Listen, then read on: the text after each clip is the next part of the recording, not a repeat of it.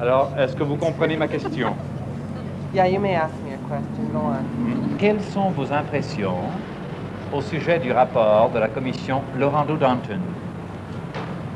Ronnie, do you know what he's saying? Pardon, Quelles sont vos impressions sur les rapports de la commission Laurando-Danton? In 1839, British politician Lord Durham wrote that Canada was two nations warring in the bosom of a single state. Conflict between French and English Canada stemmed from centuries of distrust based on divided linguistic, cultural, religious, and political loyalties.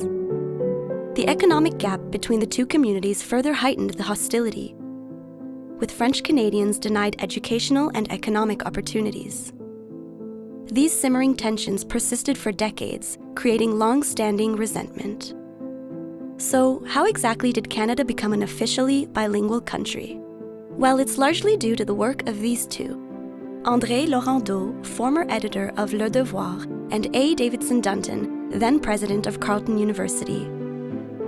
They are the Laurando-Dunton of the Commission Laurando-Danton. The Royal Commission on Bilingualism and Biculturalism, also known as the B&B Commission, or the By and By Commission. As co-chairs of the 10-person commission, Laurando and Dunton were asked to examine the growing unrest of French Canadians, to assess their dissatisfaction within Canada, and then to create a report on their economic, linguistic, and cultural findings.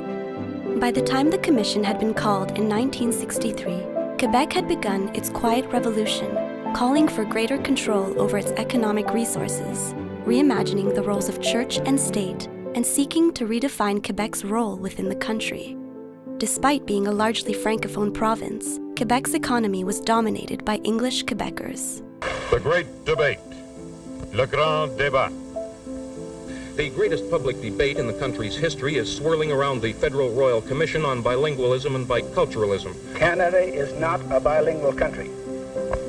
We have been led to believe that it is.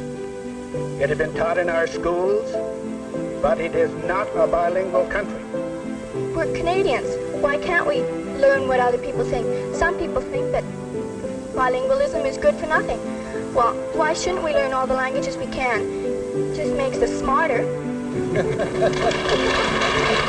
The Commission had three main goals: to evaluate how bilingual the federal government was, to explore the role of organizations in promoting better French-English relations, and to assess the opportunities for Canadians to become bilingual in both French and English.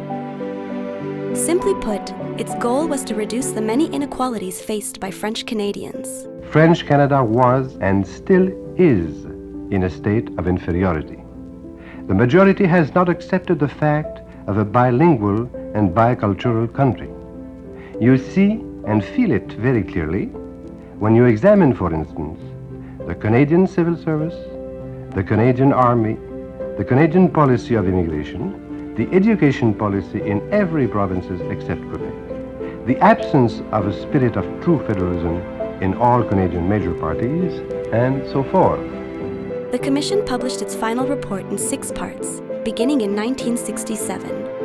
Its recommendations resulted in swift and significant changes to education and language policies across the country. Although the fight for French education and services across Canada wasn't won right away, the B&B Commission marked a milestone on the path toward linguistic equality.